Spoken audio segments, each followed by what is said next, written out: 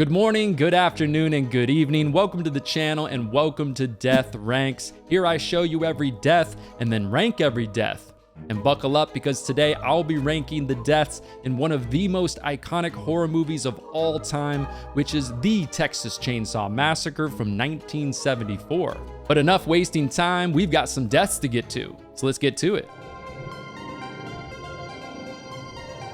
And it all starts with a John Larroquette prologue who went on to narrate Chainsaw 5 and 6 from 2003 and 2006, as well as the newest TCM movie which came out in 2022. Oh, and even John here is confirmed he wasn't paid in money to do this gig.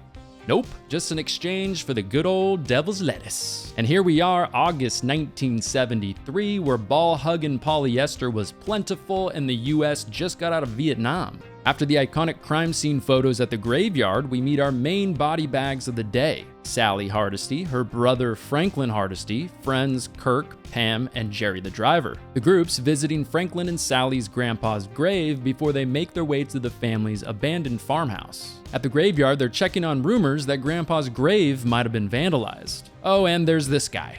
I see things. If you take a shot for every death in this movie, surprisingly, you actually won't be as drunk as this guy. Well, the crew then leaves the graveyard, drives by the local slaughterhouse, then makes the brilliant idea to pick up a totally normal-looking hitchhiker. I take that back, he's already doing weird shit. And after slicing poor Franklin's arm open, they kick him to the curb and continue on their way. But the group also needs to stop for gas, and running this gas station is the one and only Drayton Sawyer, also known as the cook, who not only loves guests, but loves barbecuing totally not human meat. By the way, I wonder what the story is on the guy who washes the windows. I feel like nobody ever talks about him. Where did he come from? Where does he go? Is he a part of the family? Next, they finally get to the family farmhouse, and immediately, Kirk and Pam head off to go check out this swimming hole they heard about. By swimming hole, they actually mean hot dog in a hole. Instead, they find a neighbor's house. And after incessantly knocking on the door, Kirk, like the dumbass he is, just lets himself right in. Do you not realize how many guns are in Texas? But regardless, his stupidity treats us to this.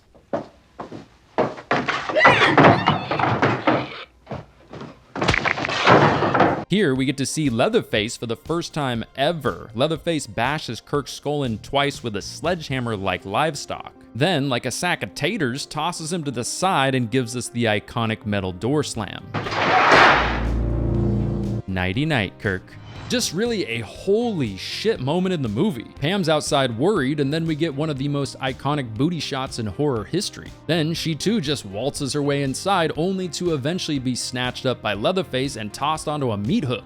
Brutal. Not just the meat hook though for Pam, she also gets to witness Kirk get sliced up into itty bitty fillets with a chainsaw. This is all going down while the others are still back at the other house. However, Jerry decides to go look for Pam and Kirk. He finds the same house of fun and also lets himself inside. There, he finds Pam escaping this Texas summer heat in a freezer, then also gets a Leatherface hammer to the face, giving us the second kill of the movie 46 minutes in.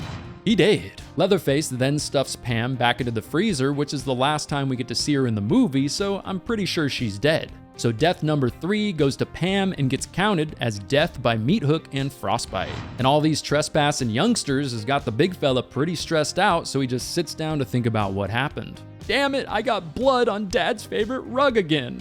And now that it's dark, Sally and Franklin decide to also search for the others. And in one of the best jump scares of the movie, Leatherface pops out of nowhere and saws into Franklin at least 5 times that we can see on screen, giving us the 4th kill of the movie and the bloodiest kill of the movie. To create the blood splattering effects for this scene, director Toby Hooper and makeup artist Dottie Pearl actually sat just outside a frame and spit red syrup onto Leatherface actor Gunnar Hansen.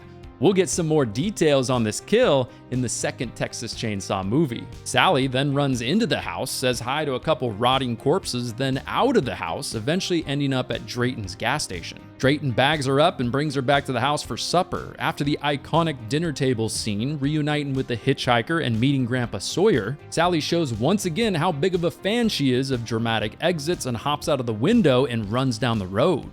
After getting sliced up by the hitchhiker on our way out, we get our 5th and final kill of the movie as the hitchhiker gets ran over by a passing semi-truck. This kill was executed using the old reverse footage trick, then finished off by running over a dummy.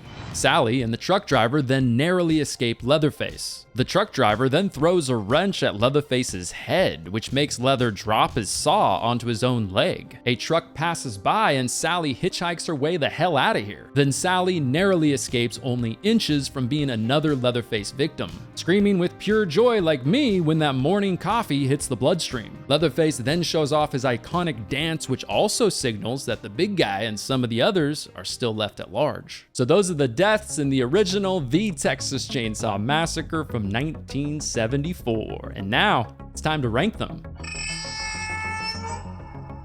And in last place is Pam's death by meat hook and frostbite, because really, anytime you have to say they died, well, I guess, it's never a good thing. At number 4 is Jerry's death by hammer to the dome. It's a brutal death for sure, but I can't really rank it above the next 3. Coming in at number 3 is the hitchhiker's death, who's also known nowadays as Nubbins Sawyer, getting ran over by the semi-truck. It's not only a good payback moment in the movie, but I get a good chuckle anytime they run over dummies in movies.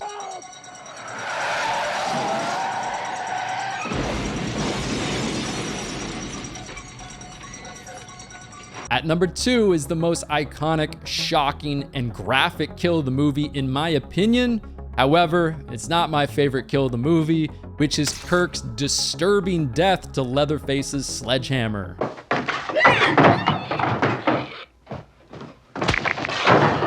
And in first place is my favorite death of the movie, which is Franklin's chainsaw death. It's not only the first chainsaw kill of the entire franchise, but a great jump scare. I also enjoy how gory the kill is compared to the others, and I also like the way it's lit using Franklin's own flashlight. It really was nice of Franklin to light up his own death for us like that. But that's not it. The award for Bonehead death of the movie goes to Kirk, because not only did you start all this shit, but come on, man, why are you just breaking into people's houses like that? And there you go, that is every death ranked in the first Texas Chainsaw Massacre movie. And as you can see, this movie really doesn't have that much gore, but damn, does it make you feel some kind of way. But anyways, my name's Matt McFarland, and you just finished watching Death Ranks. Thanks so much, everybody, for watching the first ever Death Ranks video on my channel. Make sure you subscribe if you haven't already done so. My Patreon and all the other links will be down below in the description. But anyways, everybody, I will see you in the next one.